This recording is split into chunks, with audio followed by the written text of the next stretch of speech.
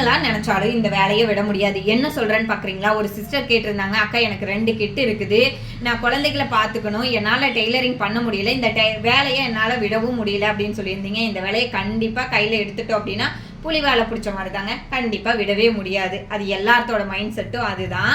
நான் என்ன சொல்கிறேன்னா, நீங்கள் வேலையை ஃபுல்லாக விட வேண்டாம், உங்கள் குழந்தைகளை பார்த்துக்கோங்க. இருக்கிற நேரத்தில் இந்த வேலையை கொஞ்சம் கொஞ்சம் செஞ்சுட்டே இருங்க. உங்கள் குழந்தை ஸ்கூலுக்கு போவாங்க. இந்த வேலையை லவ் பண்ணி பண்ணுறீங்க, யாராக இருந்தாலும் ரொம்ப லவ் பண்ணுறீங்க அப்படின்னா கண்டிப்பாக இந்த வேலை நீங்களாக நினச்சாலும் உங்களால் விட முடியாதுங்க. நீங்கள் இங்கே இல்லை, எந்த ஊருக்கு போனீங்கனாலும் இது சம்மந்தமாக உங்களுக்கு ஒரு வேலை கண்டிப்பாக காத்துக்கிட்டே இருக்குங்க. இப்போ நிறைய பேர் அந்த குழப்பத்தில் இருப்பீங்க, குழந்தைகளுக்காக வேலையை விடணுமான்னு. குழந்தைங்க ஸ்கூலுக்கு போயிடுவாங்க இல்லையா, அதுக்கப்புறம் நம்மளால எப்படி டைம் மேனேஜ் பண்ணி முடியுதோ அப்படி பண்ணலாங்க. எல்லாரும் வீட்டு வேலைக்கு ஆளை வச்சுட்டு அந்த பிஸ்னஸை பண்ணுறோம். எல்லாத்துக்கும் வீட்டு வேலையும் இருக்கும், குழந்தைகளையும் பார்த்துக்கணும், அதுக்கப்புறம் பிஸ்னஸையும் பண்ணணும். அதனால கவலைப்படாதீங்க, கண்டிப்பாக உங்களுக்கு இந்த வேலை ஒரு நாளைக்கு ஃபுல் டைமாக அமையும். அது வரையில் வேலையை டச் விடாமல் உங்கள் குழந்தைகளை பார்த்துட்டு எவ்வளோ நேரம் செய்ய முடியுமோ அவ்வளோ நேரம் செய்யுங்க. நீங்கள் என்ன சொல்கிறீங்க அப்படின்னு சொல்லிட்டு கமெண்ட் பண்ணுங்கள். Thank you friends.